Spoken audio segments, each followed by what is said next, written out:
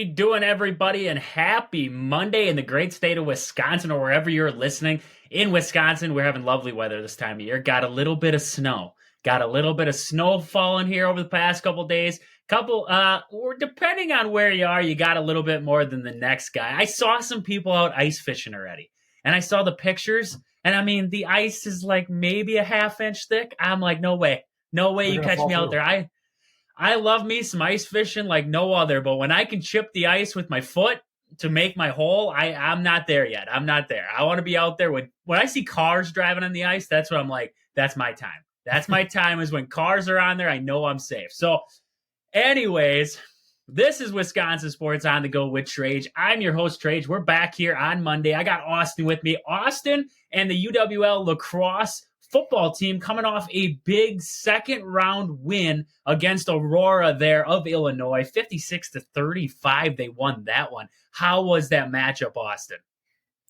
Yeah, we started off a little iffy. We were down 14-0 in the first quarter, and then second quarter we kind of we took over. We scored 28 points in the second quarter, and then we kind of just maintained that lead throughout the game. But overall, very good team effort for sure. And now, this is, you told me about this matchup earlier. Is this the team that decided they didn't want the top seed, so you guys got it instead? Is this the North Central? Is they the team that did it, or who was that? Yeah, these guys that were playing next week, they've been ranked number one all year, blowing teams out, and NCAA decided to give us the one seed. So we get home field advantage, which is good for us. But I'm sure they're pretty mad and ready to come to lacrosse and take us on. But it'll be a fun challenge for sure.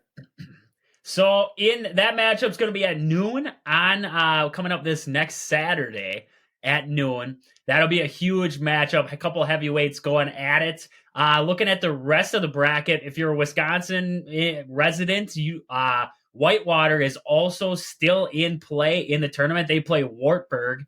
I believe that one's going to be at Wartburg, though. They look like they're the top seed coming out of there. And then Johns Hopkins and Randolph Mackin are on the other side there, along with Alma and Cortland. So a couple of good Division III football games still on the docket. I'm praying for a little rematch in that in the quarterfinals there between UWL and Wisconsin Whitewater. That's what I'm hoping for. I'm hoping to see it. It's going to be a tough game for both sides. I don't mean to shoot Austin in the foot here, but it looks like it's going to be a tough matchup for both sides. But if you're a Wisconsin fan, you're praying for a rematch there between UW Whitewater and lacrosse, because that stadium is going to be rocking for that one. So big news there in Division III. Hats off to UWL and Austin for winning another one, staying alive. That's all that matters at this time of year, is staying alive. And staying alive right now, barely, is the Milwaukee Bucks. I mean, I'm going to put them on alert right now. There is an alert going on with the Milwaukee Bucks right now. Did pull off 2 straight wins. Don't get me wrong. They've won, I think, now 2 in a row after that loss to Celtics. They beat the Wizards. That was on Friday. Got that 131-128 win. But then on yesterday there, 108-102 over the Blazers, trailed by 20 at one point in that ball game. So we're going to cover stats in both of them. But right now, I am putting this Bucks team on alert. The defense doesn't look good. The offense is shaky, and we might have a head coach who just got hired. He might be on the hot seat pretty darn soon here, because what we're seeing ain't so pretty right now. So right now, I'm going to jump to Austin. He's got the stats up for that Wizards matchup, and then we'll jump to the Blazers there and just talk about both of them real quick. Yeah, for the stats, I just want to point out for the Milwaukee Bucks right away. Giannis with 31 points, Lopez with 39, and Lillard with 31. That's kind of huge for them. Those 3 right there. I mean, you finally see them both, Giannis and Lillard, working together there, have a little chemistry. And then Lopez, I mean, being the leading scorer, especially out of those 3, is huge for Lopez as a center. Middleton was kind of quiet, 7 points, and then Beasley was also quiet with 9. And then our bench didn't really add a whole lot. Portis got most of the minutes off the bench with Connington there, but only added 2 points each. So it was mainly Giannis, Lopez, and Lillard that kind of carried the Bucks against the Wizards, and then for Washington it was Kuzma, Jones, and Poole, who kind of carried the way for them. Off the bench, Kispert and Shamit both had a decent game with points, but yeah, it was kind of like the first game how Kuzma, Tyus Jones, and Jordan Poole kind of carried the way for Washington, but Milwaukee was just a little bit too much for Washington Wizards. It was a lot closer than the last time they played, and you can kind of see that Bucks defense is still not where it is. But they won by 3. A little iffy in the fourth quarter defensive wise. I mean, we scored 39, which is good, but we gave up 39 points, so not great. But we got the in-season tournament play, group play win there. And then when you take a look at their who they just played, the Trailblazers, they won 108 to 102. They were losing there, like you said, by quite a bit. I didn't watch a whole lot of the game, but just from looking at the box score, I mean, they were down 31-26 after the first, and then the Trailblazers scored 37, and we only scored 26 again. So you can just see there that that's a big difference even in the first half. Grant for the Trailblazers scored 22. Ayton, I didn't even know they had DeAndre Ayton, but Ayton scored 14 for them, and then Brogdon, that was a former Buck right there, scored 18, and then Sharp scored 17 with Henderson off the bench scoring 13 for the Trailblazers. And then for Milwaukee, Giannis got his points, 33. Lillard got his points, 31. Lopez didn't get his points that he got against Wizards, but still put up 10, and Beasley put up 14. Jackson Jr. started for the Bucks in this one, but only 12 minutes for him, and he scored 0. So Bobby played a lot of the minutes there, filling in for him, and he put up 12 off the bench. And then Kyneton had 20 minutes with 5. But besides those two, once again, our bench didn't really do a whole lot. But we were still able to pull off the win after a very huge fourth quarter. I mean, we put up 33 points compared to their 14. So overall, it looked a little rough, but we pulled out the win against the Blazers and the Wizards. So I was just looking at the stats for the Bucks, and this was as of November 22nd. It said that one of their biggest problems is their inability to defend the perimeter. So Lillard out there and Beasley, some of their perimeter guys. Opposing guards are averaging 29.5 points per game on 60% true shooting against the Bucks right now, which is a struggle. That's telling me that perimeter game is the problem. Where did we lose perimeter defense? We look at these problems and it's like, okay, Drew Holiday was the guy out there on the perimeter. He was our guy. He was our defensive glue. It's like, where are we addressing problems now? It's right there. Looking at this Bucks team, they also are the league's highest transition rate allowed against them on defense there. Opponents get out and run a whopping 41% after live ball rebounds. So ball's still alive. They're taking off in this Bucks team, and they're getting transition points off of it right now. And it looks like the Bucks at half court, they're allowing 1.06 points per pick and roll. So a pick and roll, your simple Giannis, Brook Lopez, whoever it is in that pick and roll scenario with Lillard or Beasley, they're allowing about a point per pick and roll right now, which is a terrible stat to look at. Right now, they're actually ranked 28th in the league, only ahead of the Hornets and Jazz in that category. And they're also 25th in defending isolations right now, 1.05 per ISO right now. So this Bucks team, I don't know if they're turning a corner. You look before that Knicks game. A lot of this is going off that Knicks game, but before that Knicks game, the Bucks opponents made 51% of their wide open 3-pointers. That was the second highest in the league. Since then, the number is just 35%, which is the 6th lowest. So it's unclear if the Bucks are actually getting better or if teams are just shooting worse. Because before that, they were hitting the wide open shots. Now they're not hitting wide open shots, but that still doesn't mean the Bucks defense is great. That just means teams aren't hitting these shots against this Bucks team. So it's like they need to find some kind of system, whatever it is, if it's a zone defense, something that's going to benefit this Bucks team, because right now they can't defend isolation. They can't defend the pick and roll. teams are going to eat him alive. I mean, you get against the 76ers with Joel Embiid, he can pick and roll all day long. Going up against the Celtics, those guys, I mean, Tatum, Jaylen Brown, Drew Holiday, all them guys can play in isolation. I mean, those guys are pretty good isolation players. Porzingis has even turned into a better isolation player. So that's where this Bucks team is at right now, is they can't defend at all. And that is going to continuously be a problem until somehow, some way they address it here. I don't know how. I mean, it's going to be up to Adrian Griffin to figure out how is he going to address the defensive struggles that are showing up for this Bucks team, because I mean, we talked about it during that 5-game win streak we were talking about. We're like, they did win.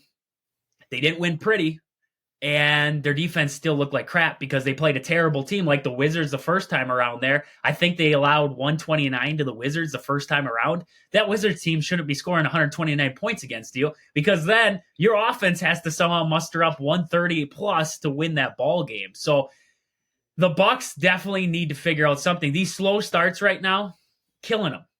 Look at against the Celtics. They went down by 15, 20 points in that one. Couldn't come back from that deficit. Luckily, the Raptors yesterday, not a very good, not a well put together team yet. I mean, they got a lot of young pieces, some older guys, but a lot of young pieces, not a lot of great shooters. The Bucks were able to win and get back into that ball game, but it's still, I mean, you play like that against the 76ers. I mean, some of your better teams in the East or even the West, you're not going to come back. That's just plain and simple. So right now, the Bucks, there's a lot to address, and I could definitely see Adrian Griffin. I mean, first-year head coach, but you have a team like this, it's hard not to win. I mean, it's hard not to win, and you have a team like this who's struggling against bad teams. So I know it takes a little bit. I'm not calling for him to be fired today. I'm not calling for him to be fired by the end of the week. But I'm saying maybe mid-season, some things might need to be addressed within this Bucks organization, because if he's not getting the job done and it still looks like this, the defensive numbers,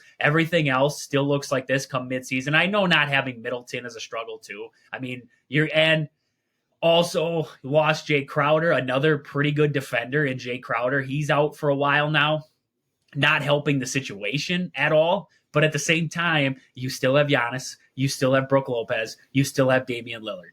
Brook Lopez, Giannis, great defenders. We saw it over the years, great defenders, especially at the rim. Teams are scoring at the rim now. So what's the difference? Where are we losing it?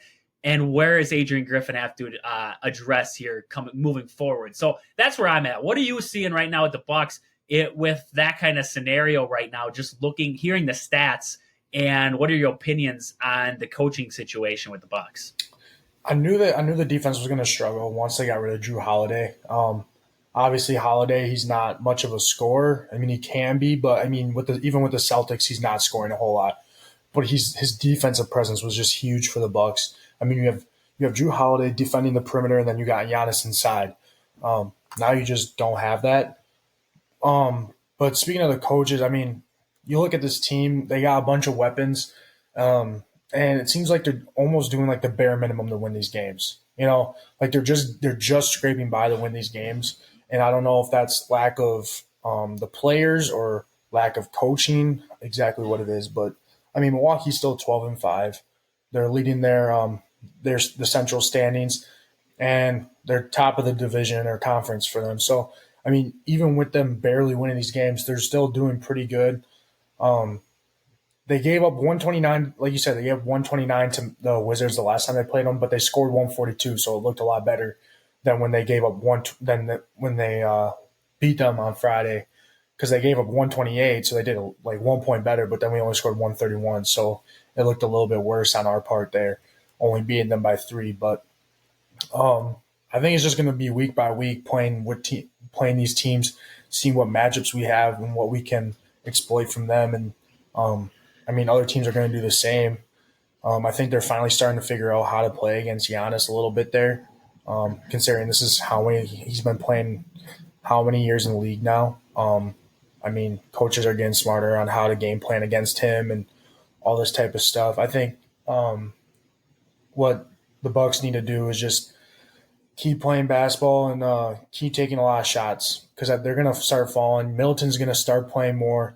He's going to get back into his groove. I feel like Portis and Connaughton are going to have to be coming off the bench and producing a lot more, which I think is what we were talking about way earlier in the year, that we need to see coming off our bench, which I mean, Bobby Portis did when Jackson Jr. couldn't produce for us. He came off the bench and he produced a lot for us there, so that was good to see. But overall, it's still 12-5 early in the year. First year head coach. I mean, yeah, we have a lot of talent, but we just gotta let them get in the mood of swing of things, and I think we'll be fine. I just got to see him win a big game. I got to see, that big game win. I mean, they beat the 76ers early on, but that was a disgruntled 76ers. James Harden was still up in the air. You didn't know what you had. So the Celtics, that would have sold me. That would have been like, okay, you were able to go to TD Garden and pick up a win. That would have been huge. But that game was ugly for a little while. They made it look better than what it was. I mean, I shut it off when it was like a 15-point game. Somehow came back, made it close at the end. I was actually checking it out at the end because I was like, I can't believe they're actually still alive in this game. But that's just where I'm at, is I just want to see, just a little bit more out of this Bucks team before I can get sold that this is what's going to be the key moving forward. Because right now, all I'm seeing is like Mike Budenholzer 2.0. I'm seeing the same. We can get a big lead, but then we're going to blow it. We're going to let this team come back into it. We can't beat the great teams. We sometimes struggle early on. A lot of the same stuff. So that's kind of what my worry is right now. But like I said, we got to wait. We got to wait until we're about halfway through. Then we can start speculating of what they got to do moving forward.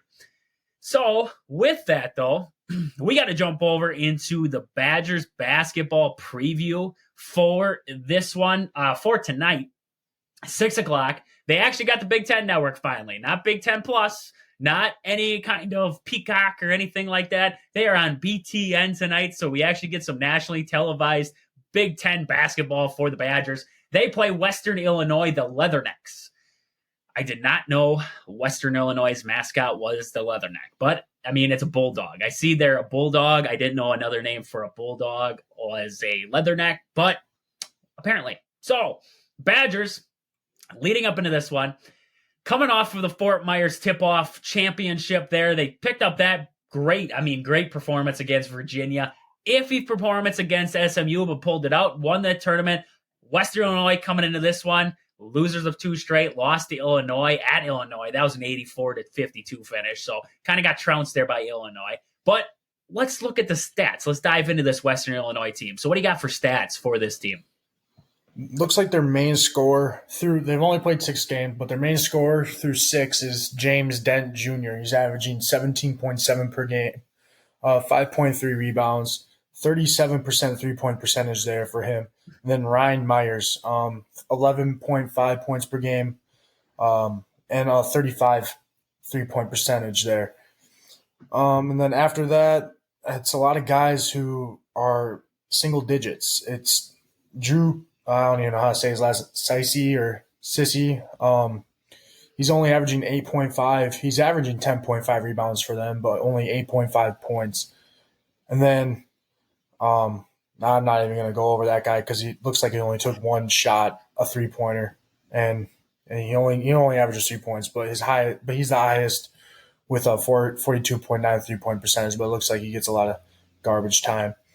So overall, I mean, not a lot happening from the Leathernecks. Their 3-point percent average is 28.1, and they average about 70 points per game. When I was looking at their schedule, I saw that they also played SMU, and they lost 90-53. Myers had 12 against them. Sissy had 11. Den Jr. actually only had – oh, never mind. Myers had 12. He led the high for 12, and then Sissy had 11 rebounds, and then Den Jr. had 2 assists. But they lost to SMU 90-53, who the Badgers just won. And then, like you said, they lost to Illinois 84-52. I don't think this is a team that the Badgers should necessarily like. I mean, I don't know how we can lose to these guys. They're playing in the OVC, so not a whole lot of good competition there. I'm pretty sure Drake's in that conference. They're usually the team that comes out of there for the NCAA March Madness tournament, but not a whole lot to talk on these guys. I mean, I don't think the Badgers should really be messing around with them too much. This is a game you don't want to mess around with them. You have Marquette coming up after this. This could be a trap game. You don't want to look forward. You got to take care of business. Three times the Badgers have met and played Western Illinois. They played them back in 2015, which was actually one of Bo Ryan's last games with the Badgers. They lost that game 69-67. Wowza. So they did lose. They have lost in this matchup. Before that, their only other meeting was in 1989. They won that one 69-42, and they are 11-1 all time against teams in the Ohio Valley Conference. So the one loss coming against Western Illinois there in that 2015 game there. Like you were talking, they're off to a 2-4 start this season. Ooh, excuse me. They're off to a 2-4 start this season right now, are the Leathernecks. Like we talked about, 2-game losing streak right now. Like you were saying, James Dent, he's the guy. He's the guy for this Western Illinois team you got to watch out for. 17.7 a game. He's their big-time guy. He had, like you were talking, 20-point performance against Illinois on Friday and had 24 against Southern. So he can ring it up. Got to watch out for him on that from that backcourt for Western Illinois. Looking at it, teams play fast against the Leathernecks. Right now, teams are averaging about 15 seconds per possession against the Leathernecks. So apparently moving the ball around will be key in this one, getting it inside to some of the big guys for Wisconsin. I'm not sure. I don't imagine the Leathernecks have much for height. Did you go over much of the height there? I don't think they got much for height. Tallest guy sitting in there, 6'11". They don't got too much for height. Drew Sessi would be the only guy really with some height for that Western Illinois team. So the Badgers, it seems like we talk about it week after week after week. The Badgers got to exploit the big men. In this one, Stephen Crowell, Tyler Wall, Carter Gilmore, Nolan Winter, whoever's in there, they got to be able to exploit some of these post actions. And really, I think the guards need to show something in this one, especially with Marquette on the docket coming up next. I want to see a lot out of the Badgers in this one. I want to see the Badgers put together another complete game like it was the second half against Virginia. I want to see that a whole game against Western Illinois. Just them put together a great performance. That's kind of what we've been praying to see out of this Badger team. Looks like in that we were all wondering on Chucky in that Fort Myers tip-off. We were trying to figure out why Chucky only had, I think, in the first one, he only had a couple points. I mean, he was struggling all the way around. Turns out Chucky was sick during that trip down to Fort Myers. Tuesday was apparently it was one of his better days, which sucked because they didn't play on Tuesday. And then Wednesday, when they played, was actually one of his worst days of this sickness that he was riding through. So he played with one of his sickness, and that's why Greg Gard kind of pulled him out for a while there. He didn't know how much energy Chucky had left. And Chucky's actually the one who put himself back in. He's like, okay, I got to go. He said, I need to get back into this ball game now. They need me out there. I know what I got to do. He came back in, ended up hitting some crucial shots for the Badgers late in that one. So hopefully Chucky Hepburn is back. He's healthy. Everything's ready to rock. Sounds like it was just a simple, I'm guessing just a flu illness, something like that. So that's where we're at with the Badgers on that one. They do have, they're going to have a blend of size, like we were just talking. 2 6'11" centers, Sissy and Patricus. So they're going to be able to rotate bigs. So the Badgers, they're going to be able to exploit it. They won't probably have them both on the court at the same time. So they're going to have to exploit it with mismatches. Try to maybe swing it back to that swing offense where you can kind of get guys to switch, get some guards down in the post, and get some big men switched on to some little guys, get them down in the post and really make it work. So that's going to be a big key for the Badgers in this ball game against Western Illinois. Other than that, the offense slowly getting better for the Badgers right now. They're averaging actually 74.3 points per game right now and shooting 45% from the field. Last season, they were only averaging about 65, and they were shooting about 41. So improvement already season by season, especially.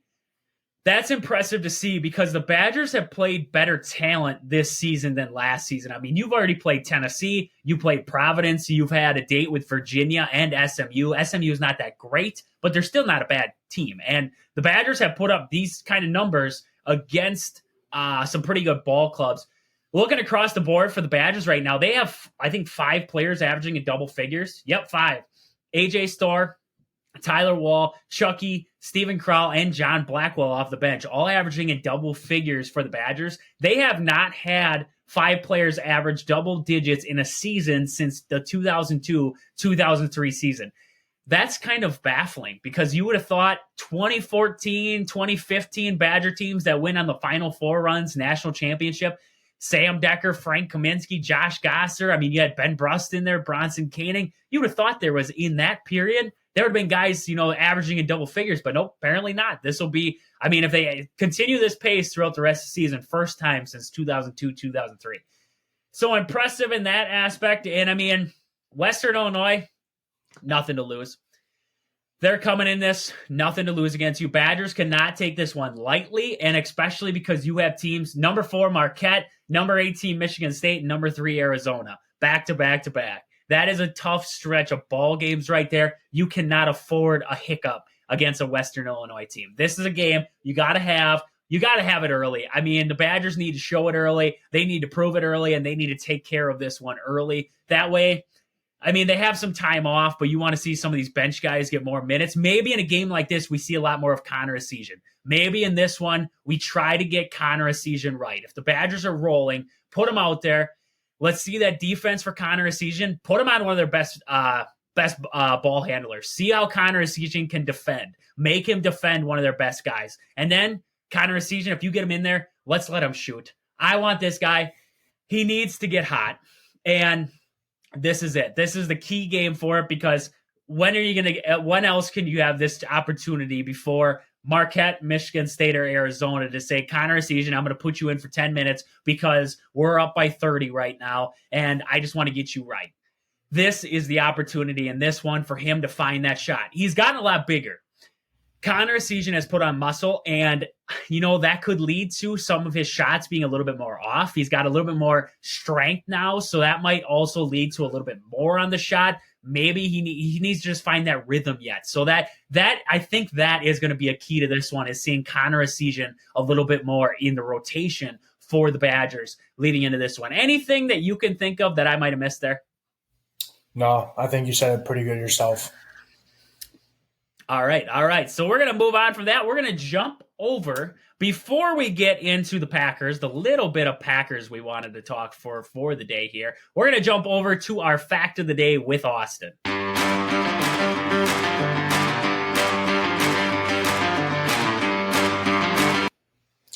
In 1966, it was the highest scoring NFL game. Washington Redskins defeated the New York Giants 72-41.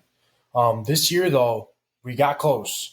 The Miami Dolphins scored 70 points against the Denver Broncos, but they were not able to make a field goal. So we got close to breaking that record, but as of now, Washington Redskins, who are now the football team, now the Commanders, still hold that record there.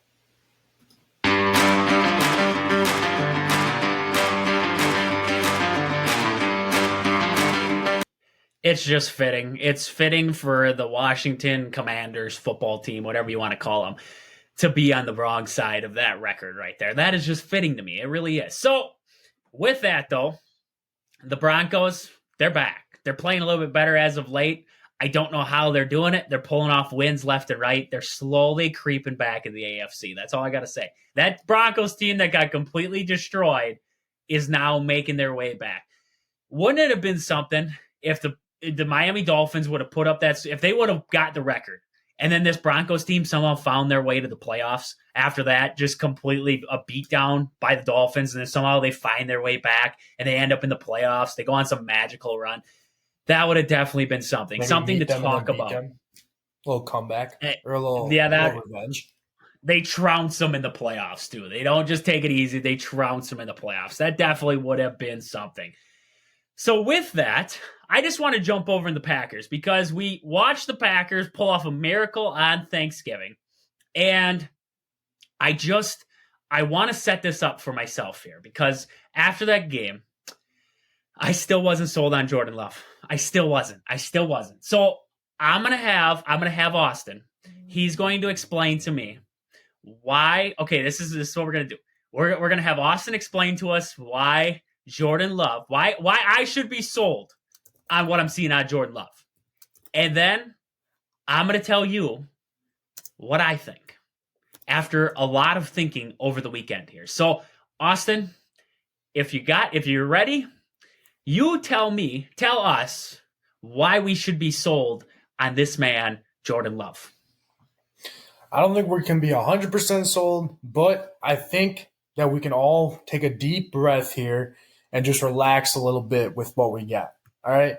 Jordan Love, take a look at him. Yes, he's had some bad throws. Yes, you might have screamed at your television a couple times, as I have, but he's improving, and that's what we wanted to see. We just wanted to see improvement. And um they beat a really good Lions team. They've been winning these games that honestly, when I looked at them, I'm like, yeah, I don't think the Packers are winning these games. All right. But then they surprised me. But Jordan Love, 225% or 225 out of 372 of his passes have been completed. That's 60.5%. That's not great, but once again, this is his first year starting, especially with not great wide receivers by any means. 2,559 or 2,599 yards completion or passing yards, 19 touchdowns, 10 interceptions.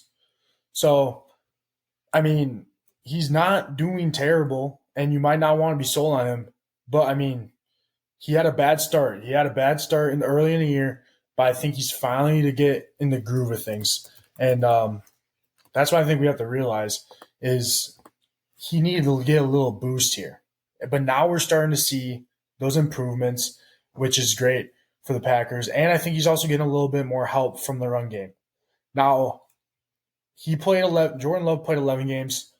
Now let's look at Joe Burrow. I just want to take a look at Joe Burrow because everyone says he's elite. I'm pretty sure almost a lot of people have said Joe Burrow's elite. Let's take a look at his stats. Now, Joe Burrow's played one last game. He's 244 completions, 365 attempts, 66.8. So he has a little bit better of a completion percentage. But 2,309 yards, 15 touchdowns, 6 interceptions. So Jordan Love's thrown 4 more touchdowns and 4 more interceptions than him. 24 sacks, 22 sacks. So Jordan Love is pretty much, you can compare Jordan Love to Joe Burrow. And Joe Burrow's been playing this longer than Jordan Love has. Joe Burrow's been playing in the league, playing more games than Jordan Love has. And I can argue that he also probably has way better weapons than Jordan Love might ever have. I mean, he's had Joe Mixon as a running back. He's had Jamar Chase. He's had T. Higgins. He had another guy. I can't remember his name, but there's another. Yeah. And so he has way more weapons, and he took them to the playoff, or he took them to the Super Bowl.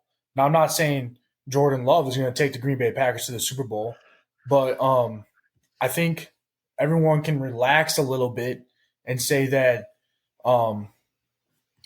that he has the potential to give us what the Packers need. And like I've said before, Aaron Rodgers was by not any means as good as we thought, or not as good as we thought, but he was not good his first year starting as a Green Bay Packer either. I mean, I'm pretty sure they didn't even make the playoffs that year in 2008, and he has similar record. I mean, it's almost similar to what Aaron Rodgers. Now, Aaron Rodgers definitely was I'd say he was probably a better passer than Jordan Love, especially the deep ball, and I think that's what Jordan Love still has to work on for sure. Is still trying to complete those deep balls, be a little bit more accurate. But if Jordan Love is able to do what he has to do to just win the game, and people are mad about just winning the game, then I just don't understand a little bit about that. And I mean, a lot of guys in the NFL pride themselves on just winning the game. They don't really care about stats. I think stats is one thing, but just winning the game is huge. And so far, since losing to Pittsburgh, which we saw that improvement on, they beat Los Angeles and they beat Detroit. I think this game against Kansas City, this is what's going to be how we determine what Jordan Love actually is against an actually really, really good team here. I think the Packers can still run the table and definitely make the playoffs. I mean, 7 teams make the playoffs. There's 3 wild cards now, so they added one, and the Packers are at 8. So, I mean, a lot of things can happen in 6 weeks still. So that's pretty much all I got. That's why I think everyone should take a deep breath and not be like, why are we not drafting J.J. McCarthy or Williams in the first round of our draft? Why aren't we drafting another quarterback? I think we can rely on Jordan Love a little bit more as we continue through this season. So I just got a question. I just have a question. Yeah. Hypothetically. Okay. Hypothetically. We know a lot of NFL games end as shootouts, right? There's not a lot of great defenses anymore. A lot more it's a lot. The NFL has turned into a lot more offense, right? There's a lot more high scoring games. So this is just my question. And I just want a yes or no if you think yes or no. So yes or no, if Jordan Love and the Packers, if Jordan Love got into a shootout, okay, against Brock Purdy, do you think Jordan Love could win that shootout? Yes. Okay. I think they could. Patrick Mahomes. No. CJ Stroud of the Texans. Now that's an interesting one for me. I that's tough. That's tough because CJ's doing a lot with a little. He's doing a lot with a little right now because this Texas team doesn't have. I mean, Nico Collins is somehow a great wide receiver in the NFL right now. Tank Dell. CJ Stroud. Yeah, Tank Dell. Tank Dell is a dominant wide receiver in the league. And I mean, Nico Collins was never good up until CJ Stroud showed up, and now he's the guy. He's just this main receiver now. So you think Jordan Love over CJ Stroud? Yeah. Okay. I got two more. All right. Jordan Love against Tua and the Miami Dolphins. No. But I mean, I'm also putting in factor the Packers defense. I don't think the Packers defense could hold up with Tyreek Hill. Yep. There's going to be underlying factors. I'm just looking, okay, both defenses suck. I mean, basically, you look at these shootouts like the Bills and the Chiefs a couple years ago, both defenses sucked. I mean, they just sucked. That was plain and simple. So it's just quarterback on quarterback who can make the throws. Yeah. So I got one more. I got two more. This is going to be, I think might be the easier one, but I don't know. Jalen Hurts, Jordan Love. Got it. Yeah, I don't think he can do that. I think Jalen Hurts. Jalen Hurts is an iffy one for me. He's an iffy one. The last one I got is Lamar Jackson and Jordan Love. This one's on the line. I think it'd be close. I mean, if you're saying both defenses suck, I think Jordan Love could win that one. I think Jordan Love could win that shootout there. So that's where my issue is with Jordan Love. Right now, if I looked across the NFL and I put Jordan Love into shootouts, I don't trust that he could beat 10 quarterbacks in the league right now. I don't. With Aaron Rodgers, and when he was leading the Green Bay Packers, I felt comfortable in quarterback matchups. I did. I felt comfortable going into matchups. Right now with Jordan Love, he's missing that wow factor. He's missing that X factor, and that's where he loses me. That's where he's losing me right now. I did, however, over the past weekend, I rethought it. I think Jordan Love could be the future of the Green Bay Packers. If he develops a lot more, he could be the face of the franchise. He could go and kick the crap out of these guys. If he develops that deep ball game, if he makes better decisions at times, sometimes it seems like he throws the ball 5 seconds too late. There's a lot of things that I think he needs to develop. Timing, there's a couple different things here and there. But I got to see it. Right now, I do believe Jordan Love you could sign him back for another year, and I think the Packers could be consistent. I do.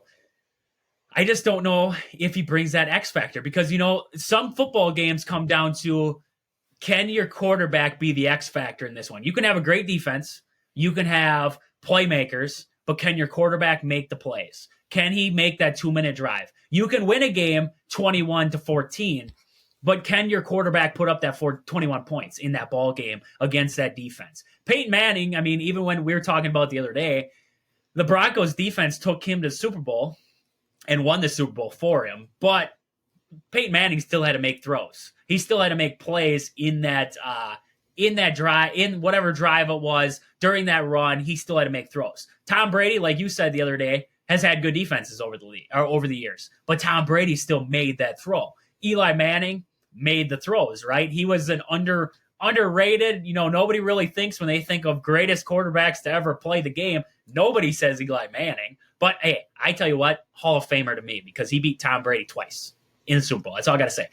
Twice. Without Eli Manning and the helmet catch, Tom Brady has got another Super Bowl. So that's where I'm at with Jordan Love right now. Is I completely understand people with saying we got to give him time. I agree. We got to give him a little bit more time. I think he's proven stuff over the past couple weeks. Right now, I think he can do just enough. If everything else fires on all cylinders, he can do just enough. But the defense has to play good. That's the thing.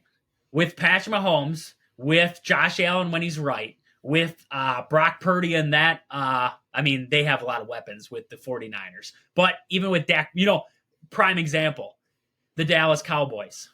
When Dak is on, that Dallas Cowboys offense is, basically untouchable, right? That Dallas Cowboys offense is phenomenal when Dak Prescott is playing well. When Dak Prescott, which he doesn't play well against good teams, we've seen that. This season, I think most of their wins, all of their wins are against sub 500 teams. So that's where I'm kind of, when I think of Jordan Love right now, I think of Dak Prescott. I really do. I think of Dak Prescott. You could win a couple good games, but have you ever seen that next transition of Dak Prescott where he can get the Cowboys over the hump, right? That's where I'd sit with Jordan Love. When I name that off, the Dak Prescott comparison, do you see what I'm saying with that? With comparing him to Dak, where it's like when Dak's on, this offense, everything flows for the Cowboys. But if Dak's off, if Dak has a bad game, the Cowboys are just, stinkers. They're basically just a stinking ball club. And I just worry with Jordan Love. He's got a lot of those games, but with Dak, I believe when the defense doesn't do great and Dak's still on, it's still okay. Dak can still make the plays and the offense can still roll. I just worry if the defense struggles for the Packers, if, they can't get the run game or something else, rolling, those X factors, I don't know if Jordan Love's right now, what I'm seeing, a quarterback that can overcome it, right? I just don't see that out of Jordan Love yet. Would you take Justin Herbert over Jordan Love? I think Herbert's been screwed. Because according to your philosophy, the Packers beat Los Angeles in a shootout. Jordan Love went down the field and won the game for him. So, if you look at it like that, Jordan Love is better than Justin Herbert. My definition of a shootout is like, what was that game between Jared Goff and the Rams versus the Chiefs that year where it was like 50-something to 40-something? A shootout where it's like the defense is basically not there. We're just trying to prolong them as long as we can on the field. That's the kind of shootout. Justin Herbert, he's an odd one for me. I believe that he's been screwed by the Chargers because they have had terrible coaching out there for his entire career. The guy, he doesn't get, his weapons are hurt all the time. Keenan Allen's constantly hurt. Mike Williams is constantly hurt. He can't keep a coach. Right now I can't, who the heck is their coach? Staley? Is Staley the coach out there? I don't know, but I know, I think it's Staley. I'll look at that quick. But I know Justin Herbert is tough for me because he just has a terrible coaching staff. But I agree. I see where you're saying with, they did beat the Chargers. I got to see it. I said after that game, I had to see it against good defense. I saw it against the Lions. I saw it against the Lions where the Packers offense played well. And I agree that Jordan Love can play good, but I think it's going to revolve around, can the Packers set up an offensive scheme right now that works for Jordan Love? Limit out the deep ball. Don't make him throw stupid passes. And just, how many times against the Lions did we see a dump off or we saw a short passing play that led to a big gain for the Packers? To begin the game, let it off with that deep throw to Watson. But other than that, a lot of throws underneath, everything like that. I think that's Jordan Love's game. I think the Packers need to exploit what Jordan Love's game is. I think if they try to go outside of that, try to make him throw it deep, try to make him go outside his comfort zone, I think that's where they run into problems with him. So I think he can be the future of the Packers, but I think they have to offensively scheme for Jordan Love then. Yeah. Yeah, I get where you're coming from. But, I mean, like you said, the Packers got to keep doing whatever they can do to make Jordan Love comfortable. And hopefully they'll just keep winning games that way. And then at some point they're going to have to keep taking shots at the deep ball. And hopefully Jordan Love can figure that out. But, yeah, I can see where you're coming from with that. That's, because that deep throw to start that game against the Lions, if he leads Watson, that's probably a touchdown to open up the game. But he threw it just a teensy bit behind him. It seems like he's a couple seconds late on throwing the ball. You know what I mean? It seems like his timing's just a little bit off with these receivers. Whereas if he led Watson just a little bit, touchdown. I mean, touchdown all day long. So that's kind of where I'm at right now with Jordan Love. I think he could be, but I just got to see it. I just got to see that a little bit more. And if the Packers keep rolling, if they somehow take care of Patrick Mahomes and the Kansas City Chiefs here on, I believe it's Monday night. And then, I mean, the schedule gets favorable. I'm pretty sure last time I looked, it was they play the Giants after the Chiefs. Then they play the Buccaneers, then the Panthers, then the Vikings, then the Bears. That's a favorable schedule. I mean, Kansas City's winnable if you're Green Bay. If you do everything right, just like against the Lions, winnable game against Kansas City. Especially it's at Lambeau for that one. Then Giants, that's you got to win that one. And I mean, you play Tampa Bay, you should win it. You should beat the Carolina Panthers. Minnesota, another should win. I mean, you should win that game against Minnesota. Josh Dobbs playing a little bit better for the Vikings, but that's a game Packers got to have. And then if you win that one, follow that up. You play the Bears last week of the season. I mean, what are they sitting right now? What are the Packers sitting right now, record-wise, leading right up now into they're that 5-6, but they'd be 11-6 if they won out. 11-6 if you win out, that's playoff team. That's an undoubtedly, you're a playoff team. You're probably in that second wild card just because the Cowboys, the NFC East is just stupid because the Cowboys are in first place in every other division, but because they're trailing the Eagles right now, they can't get up to the top there. The NFC South, I feel like they should do something with the NFC South because how many seasons in a row are we going to watch that division completely suck and one of those teams get in? 5-6 right now are the Atlanta Falcons, and they're in first place in the NFC South right now. That is just ridiculous. Mathematically, right now, the Carolina Panthers are not eliminated from the playoff scenario yet. They're 1-10. They're mathematically not eliminated because if the rest of those teams find a way to lose out, they're in. So, I mean, it's just stupid with that NFC South, how that's working right now. But, I mean, Packers realistically could play themselves back into a playoff game. That would be impressive. And then you build off of that. If Jordan Love can run the table here, can get the Packers into the playoffs, I feel better about signing him for one more year and then seeing where it leads from there. I don't think you sign him to a big extension just because you want to see the underlying stuff. You want to see the timing figure itself out. You want to see the deep ball figure itself out. You want to see all that kind of stuff come into form, and then you make that decision. And I think, especially now that the receivers are finally figuring it out, Christian Watson's playing well, Romeo Doubs, Jaden Reed, you're going to get Luke Musgrave back after he gets his liver figured out. So, and Aaron Jones has been hurt all season long. Going into next season, you get all these guys back. Maybe you add a weapon in the wide receiver room, in the backfield, wherever it is. Then you judge Jordan Love because these guys will all be in their second, third years. Now we can fully judge Jordan Love for what he has. And I think that is going to be the big thing. We've always talked about he doesn't have the receivers playing well. Now that the receivers are playing well, now we can judge Jordan Love for his performances game in and game out. So that's where we're at right now with Jordan Love and the Packers. We're going to get more into the Packers this week because, it wouldn't be a week in Wisconsin sports if we didn't talk about the Packers a little bit. But with that, we got to jump over. The Badgers football got a season finale win.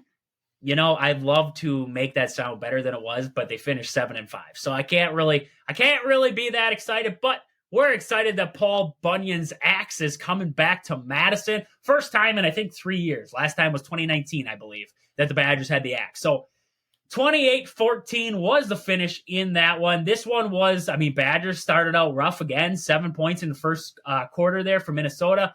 Badgers trailed going into the second, put up 14, tied it at the half. Then the Badgers put up 14 points in that third quarter. We're going to jump over to you, Austin, right away with the stats in this one for the Badgers and Minnesota.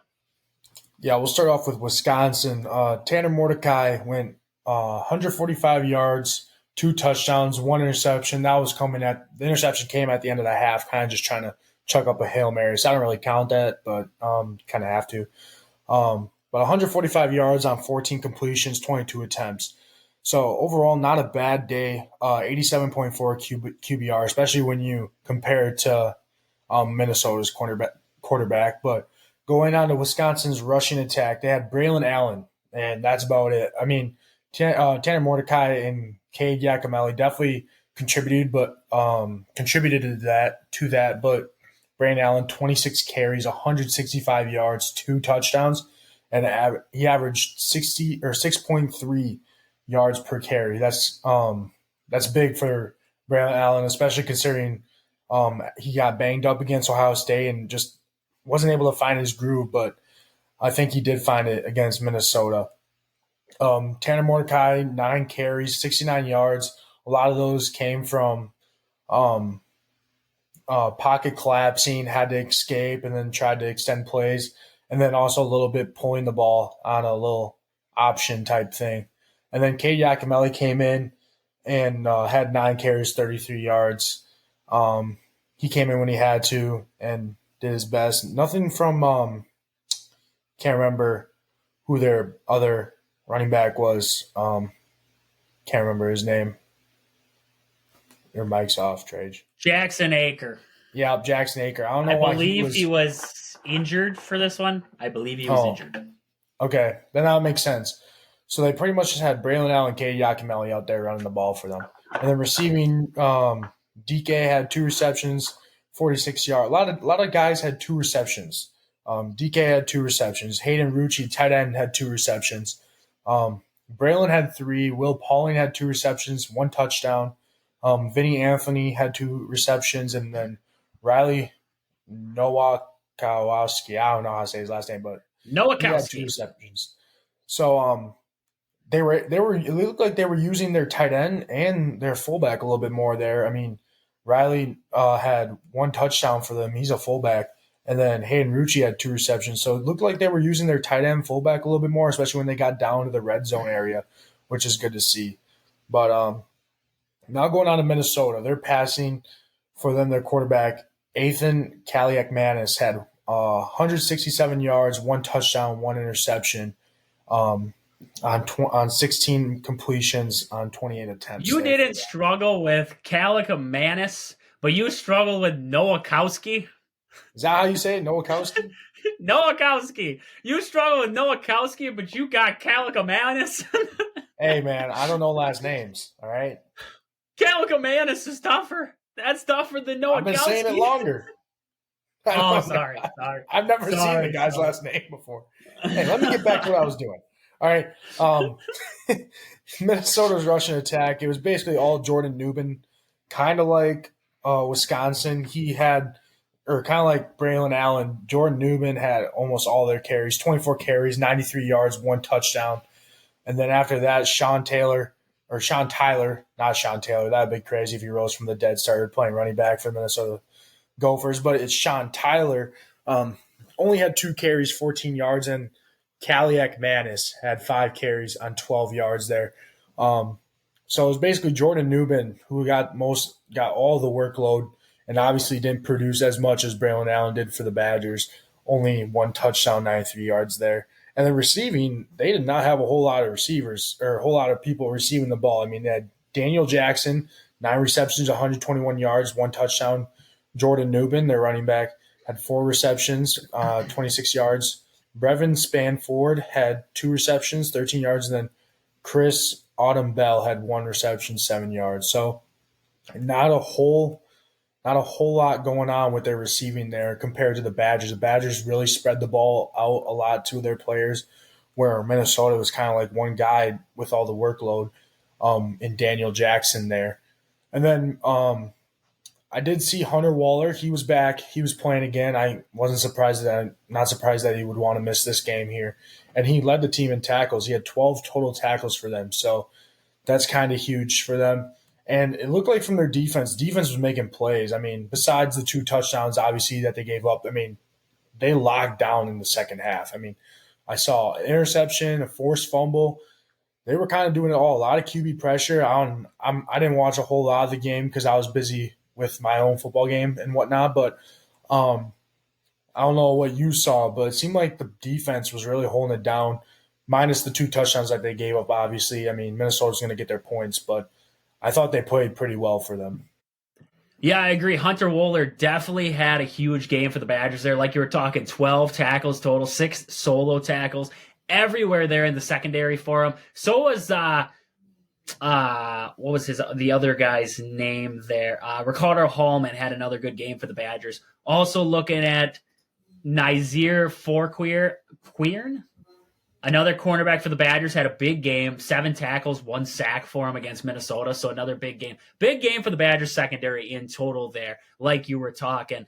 And it was surprising to see. You know, the ground game actually works. I couldn't believe it. Everybody told me with Paul Chryst, the ground game never worked. We couldn't win ball games with the ground game. Look at this one for the Badgers against Minnesota. How did they win it? 267 rushing yards. That's how they won it. Straight up. 165 from Braylon Allen, 33 from Cade Giacomelli, and Tanner Mordecai, like you said, added in 69. All around, the run game won it for the Badgers, like they've been doing for years. It was like I was watching the Badgers from a couple years ago, once again playing Minnesota. Another ground pound attack game that the Badgers took care of.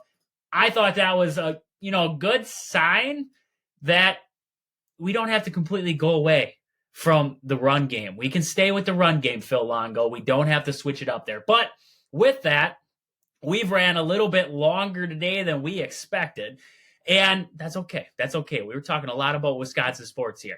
But we're going to get into this Badger game a little bit more this week. Also talk a lot more Packers, Badger basketball coming up tonight. We're going to get the recap of that one. Get prepared for that matchup against Marquette coming up this weekend. Also talk a little bit more about the Bucks. And then we're going to see how the college football landscape fared this last weekend, rivalry weekend. We got to talk about it here this week coming up. Also the NFL, see how that all squared up. And dive deep into college basketball in total right now. A lot of chaos happened this last week on Feast Week, they call it, and a lot of chaos happened. A lot of top teams going down, a lot of top teams moving up. So we got to get through the new AP poll, get into it, and see what the college football playoff. Also, looking at the college football playoff rankings, see how that one's squaring up now that Florida State pulled off a win after losing Jordan Travis. We'll see what the committee thinks about them coming up here this week. So with that, this has been Wisconsin Sports on the Go with Trades. We thank you guys for listening. We'll catch you guys back here tomorrow. But until then, deuces.